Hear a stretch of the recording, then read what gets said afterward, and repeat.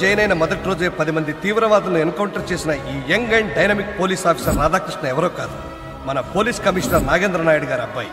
ఈ గోల్డ్ మెడల్ని ఆయన చేతులతోనే ఆయన కొడుకు మెడలో వేయమని రిక్వెస్ట్ చేస్తున్నాం. కమిషనర్ గారు, please command to the dash.